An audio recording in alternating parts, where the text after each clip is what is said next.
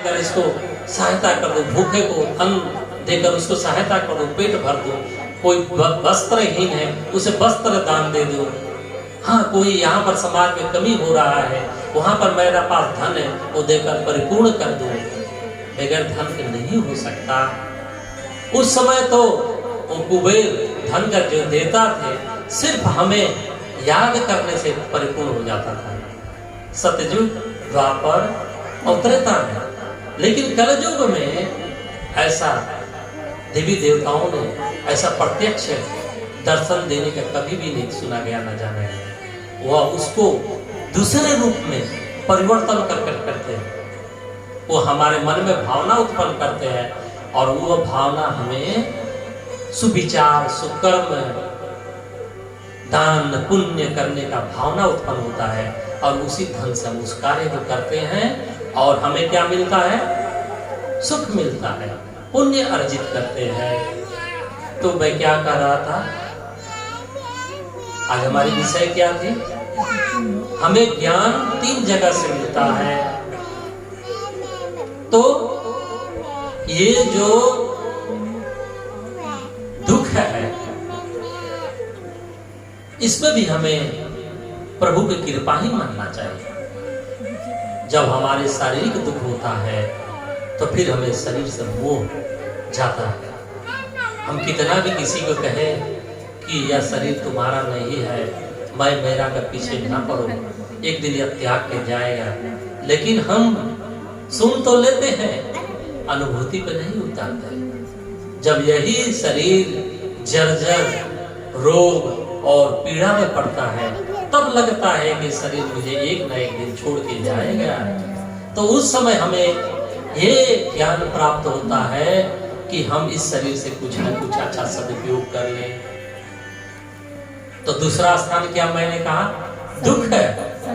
दुख से ये भगवान की कृपा है कि हमें दुख देते हैं और वो दुख में हमें जो ज्ञान प्राप्त होता है उससे हम अपने मुक्ति का मार्ग बनाते हैं। और तीसरा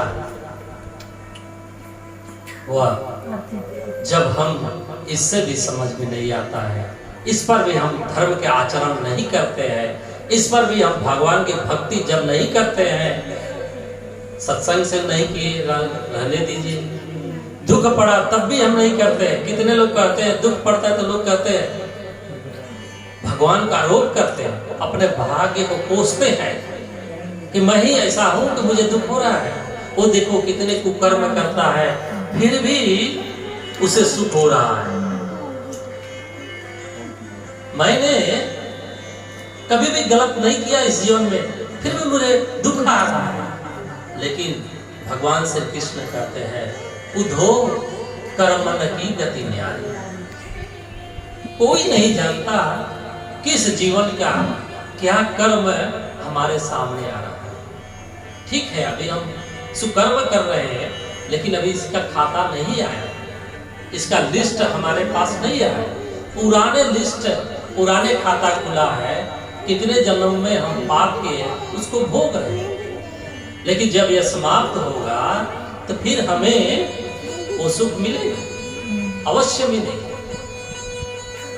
जब हम इस प्रकार से अपने भाग्य पर भरोसा करते हैं, अपने कर्मों पर भरोसा करते हैं कि जो मैंने किया वही मिल रहा है, तो फिर वह हमें वो दुख नहीं लगता, वो सुख में बदल जाता है। जिस प्रकार से रामायण में आता है कि जब तक संत मिलन विभीषण से नहीं हुआ था, कौन संत? विभीषण को सबसे प्रथम किस संत से मिलन हुआ? हनुमान जी से। जो माता सीता को खोजते खोजते उस महासागर को पार करते हैं, फिर रात्रि में उस लंका नगरी में प्रवेश करते हैं। रात भर ढूंढे हैं लेकिन माता का पता नहीं मिला। जब सवेरे होने लगा तो उस समय राम राम का याद आया, भगवान के नाम कोई लेता हुआ सुनाई दिया, तो लगा अरे इस लंका में ऐसे भी कोई संत है क्या जो भगवान का नाम याद कर रहे हैं। और जब वहां पर सूक्ष्म रूप से बड़े रूप में आते हैं, ब्राह्मण के रूप में आते हैं, तो उनको चिन्ह दिखाई देता है। क्या दिखाई देता है? शंख, गदा और चक्र और तुलसी का वृक्ष, सुंदर वृक्ष उसका स्थान दिखाई देता है। इसलिए हमारे सनातन धर्म में ये बताया गया है, ये हमारे हिंदू धर्म का ये चिन्ह है। जो हिंदू होते हैं, सनातनी धर्मी होते हैं, वो अपने घर में ये सारे वस्तु रखते हैं। तो वहां पर जब देखते हैं तो हनुमान जी को पूरा विश्वास हो जाता है, इस लंका नगरी, ये महाराक्षसों की नगरी में अवश्य कोई संत पुरुष है, मैं इससे तो अवश्य मिलूंगा, और इसके मिलने के बाद में उसका भी कल्याण होगा, और जिस उद्देश्य से मैं आया हूँ मेरा भी उद्देश्य पूर्ण होगा। और उनके पास विप्र रूप में, यानी एक ब्राह्मण के रूप में प्रकट होते हैं, और जब वो मिलते हैं सारी दुविधा दूर हो जाती है, और ये बताते हैं, विभीषण तुम क्यों अपने आप को ऐसा दुखी मान रहे हो कि मैं इस महानगरी में, इस राक्षसों के बीच में भगवान का नाम, भगवान की भक्ति नहीं कर पा रहा हूँ। ये विषय तो तुम दुख समझ रहे थे, लेकिन ये भविष्य आज तो समझ जाओ कि दुख नहीं है, तुम्हें भविष्य में, निकट भविष्य में आराम से मुलाकात होगा, वो प्रभु परमात्मा से तुम्हें दर्शन प्राप्त होगा। और ये सुनते ही विभीषण के मन में वो दुख को दुख नहीं समझने लगे, हर्षित हो गए कि अब थोड़े ही दिनों में मुझे परमात्मा का दर्शन होगा। जिसको वो दुख समझ रहे थे अब सुख में बदल गया।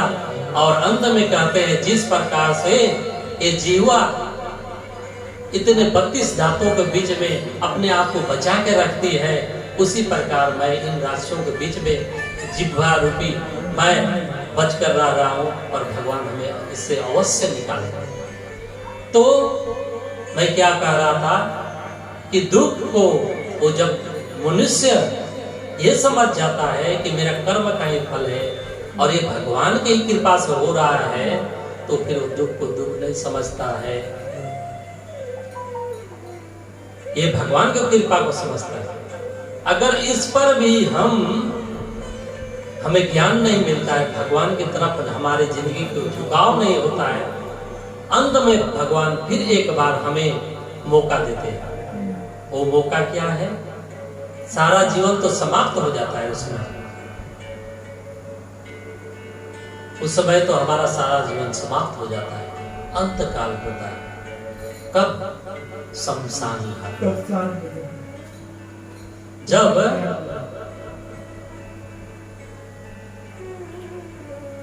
हमारे अंत हो जाता है, ये शरीर को ये समझा, वो शरीर को जब हम छोड़ के जाते हैं, लेकिन आत्मा नहीं जाती है। जब ये शरीर से जिंदगी भर मोह किए हैं, माया किए हैं, इसको पोसने में, पालने में, बनाने में, सुधारने में, सुंदर करने में कितने घंटे समय निकल जाता है। लेकिन जब वो आत्मा ऊपर से देखता है, हमारे बंधु इसी शरीर को एक सफेद कपड़े में लपेट कर कांधे पर ले जाकर राम नाम सत्य है, राम नाम सत्य करके उस निर्जन अवस्था पर ले जाते हैं जहाँ कोई रहना नहीं चाहता, और उस जगह पर ले जाते हैं और वहां पर क्या करते हैं? दाह संस्कार कर देते हैं। लेकिन ये सारा प्रक्रिया को आत्मा देखता है। अभी उसको, मनुष्य को शरीर नहीं मिला हुआ होता है, और उस समय एक बार भगवान की कृपा होती है, और उस अवस्था को देखने के बाद में, ये सारी क्रियाओं को देखने के बाद में एक बार फिर उसे ज्ञान होता है कि यह मैंने क्या कर दिया, क्या करना था, मैंने क्या कर दिया, अभी भी तो मुझे ज्ञान हो जाए। उस समय उसे ज्ञान तो होता है, लेकिन उसके पास अवसर नहीं।